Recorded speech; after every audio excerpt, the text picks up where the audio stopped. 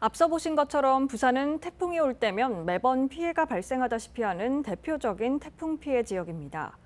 여기에 태풍 발생 시기가 점점 늦어지면서 가을 태풍 피해 우려 역시 점차 커진 상태입니다.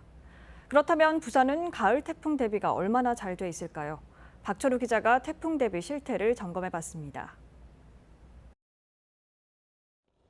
지난 22년 태풍 흰남노가 핥히고 간 부산 송도해수욕장. 해변 도로가 아수라장으로 변했습니다.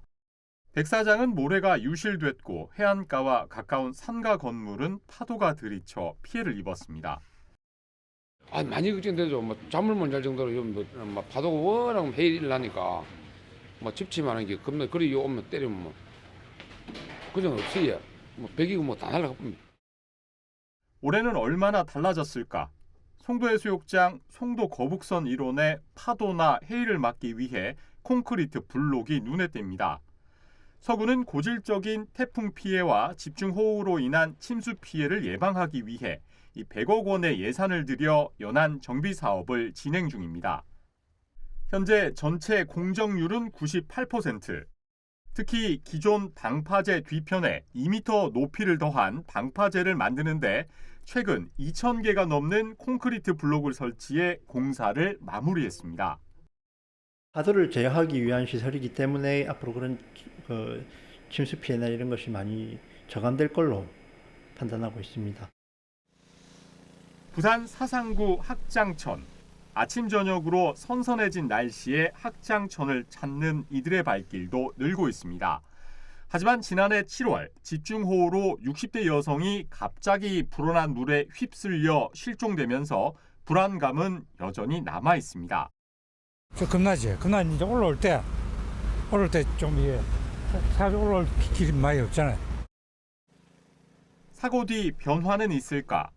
먼저 하천 진출입 차단기가 눈에 띕니다. 학장천 진출입로에 원격 진출입 통제 시스템을 구축해 집중호우 시 신속하게 출입 통제가 가능할 것으로 보입니다. 진출입 차단기는 평소 열어뒀다가 호우주의보 등 기상특보 발효 시 구청 재난안전상황실에서 원격으로 차단기를 내리는 방식입니다. 조난 우려가 높은 지역을 중심으로는 위험 표지판과 구명판이 마련됐습니다.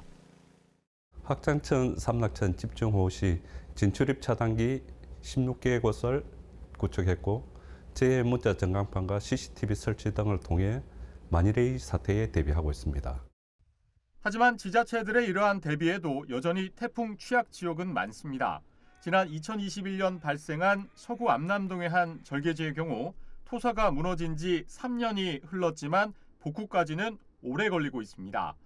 저지대 등으로 침수가 우려되는 곳, 산사태 대비책도 시설 점검 위주에서 벗어나지 못하고 있는 상황도 변화가 필요하다는 지적.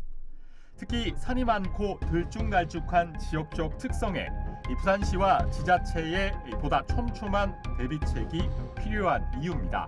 BTV 뉴스 박철우입니다. 채널 BTV